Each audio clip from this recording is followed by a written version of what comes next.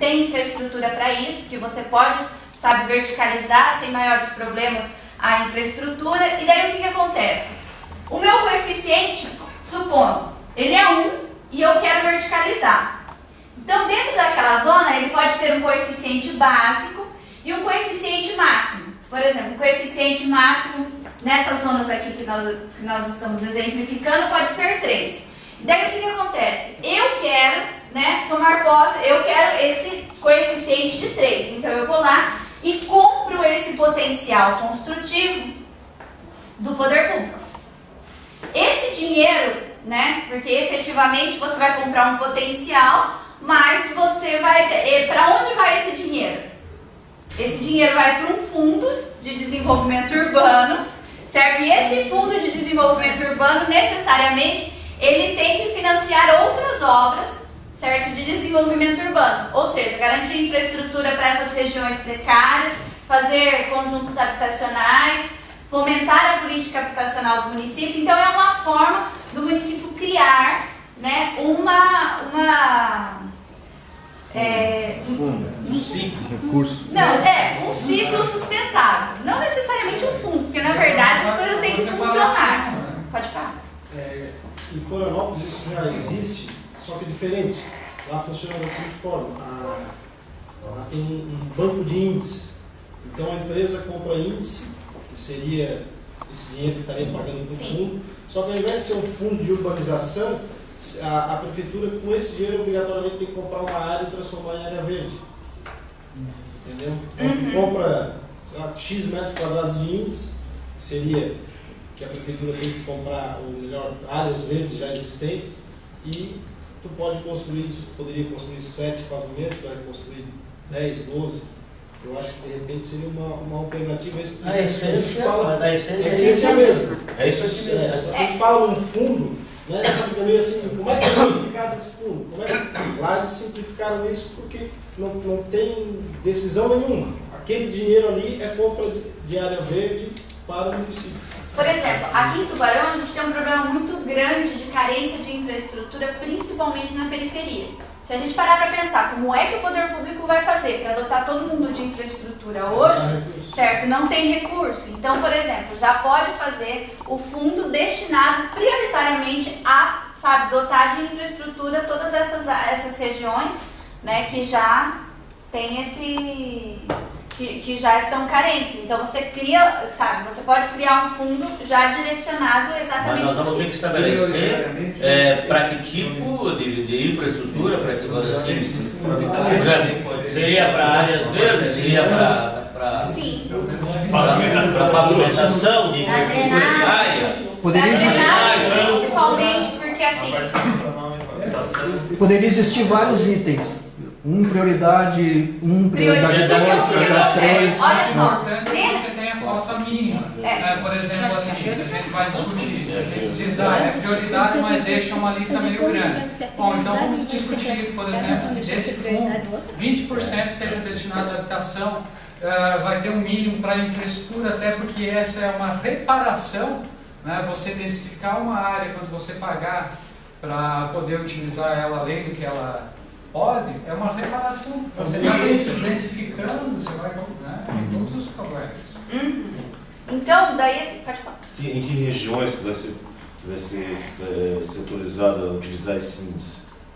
Então, isso é algo que a gente vai estar determinando dentro da própria lei de zoneamento que nós vamos estar aqui construindo. Então, assim, aonde nós temos um coeficiente, que coeficiente que vai ser, e ele pode aumentar até quanto? Porque, assim, dentro das próprias reuniões e oficinas que nós temos feito, a gente chegou à conclusão de que, assim, a gente vai ter que readaptar completamente a nossa lei de zoneamento, porque hoje a gente pode tudo em todos os lugares. Então, assim, a primeira coisa que a gente vai fazer é o que nós temos que restringir. Então, assim, a gente começa pelo princípio de aonde nós temos problemas e que nós temos que restringir completamente. Por exemplo, na região ali do São Martinho, é uma região completamente suscetível a deslizamento. Então, assim, naquela região não pode ter o coeficiente que atualmente tem. Então, assim, quais são as áreas que nós vamos restringir por problemas físicos e ambientais? A própria questão da inundação, que é algo que a gente tem tem debatido um pouco, é que assim, Tubarão é um problema, porque assim, ou a gente ocupa as áreas que deslizam ou a gente ocupa as áreas que inundam.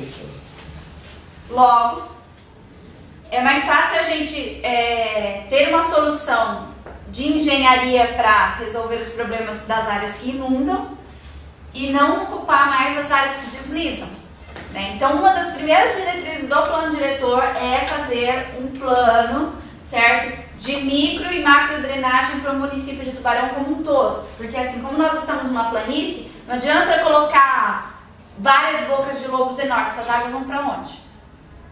Então, assim, fazer um projeto para a cidade como um todo, já identificar as áreas principais de inundação, que essas são as áreas prioritárias, onde já tem que ser executado a curto prazo já esse projeto, e daí assim, e fazer um planejamento para o restante da cidade. Dentro disso, a gente vai começar a ver assim, quais são as áreas que elas elas são propícias, né, para ter essa verticalização. Essa verticalização pode chegar até quanto? Então, dentro disso que a gente vai estabelecer os coeficientes máximos. Mas aí a gente vai estar construindo isso ao longo do... Pode falar. A minha maior preocupação é que, a partir do momento que a gente começar essa discussão, vai haver interesses financeiros, construtora, próprias pessoas que são proprietárias de terreno. E isso pode nos atrasar a nossa oficina aqui e a gente não conseguir mandar para a Câmara de Vereadores em tempo hábil que lá eles tenham condições de também rediscutir entre eles e aprovar isso esse ano. Na verdade, assim, mais ou menos, porque de certa forma, até em algumas oficinas a gente tem tido assim, os imobiliaristas que participam das oficinas de uso do solo, e daí assim, é uma questão que, por exemplo, aonde a gente vai restringir? A gente vai restringir aonde realmente não tem como, não é interessante nem para o município, nem para o investidor, nem para ninguém. Então, assim, considerando esses critérios técnicos mesmo. Só para ter uma ideia, isso significa que o cidadão que tem um terreno aqui onde nós estamos, na Vila Moema, que hoje vale, sei lá, 500 mil reais, porque ele consegue construir um prédio de 10 pavimentos.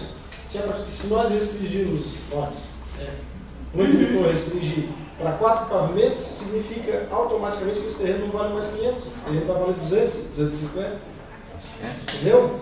Então, assim, a gente tem que, eu acho, acelerar, definir isso aí o mais rápido possível, porque nós não vamos ter tempo hábil, nós vamos ficar mais um ano, daqui a pouco, sem decisão. E só para vocês terem uma ideia, por exemplo, isso que nós estamos discutindo hoje, o João vem aplicando desde 1994.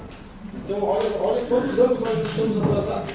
Mas não é melhor definir tecnicamente já as áreas antes de colocar essa posição entre vereadores, imobiliária? Não, na verdade, primeiro, na verdade vai ser, a gente já está fazendo assim, um pré-esqueleto, né? E daí a gente vai vir isso. Aí a gente vai vir aqui e vai começar a discutir em cima disso, certo? Não em cima de questões estabelecidas, mas em questões a partir de critérios técnicos, a gente vai fazer um esqueleto e vai vir aqui e vamos debater só sobre isso. Daí a gente começa a debater só sobre isso, porque daí você tem argumentos. E daí chama todo mundo para reunião, nem que a gente fique na reunião, né? Mas assim, para que a gente comece a definir. Quando começar a mexer no bolso, o pessoal vai começar a participar. Não, e na verdade, mas é voto vencido, pode ter certeza. Vai ter voto vencido. Agora, veja bem, é indiscutível, né, que esse tipo de enfrentamento vai, né, acontecer. E tem que acontecer.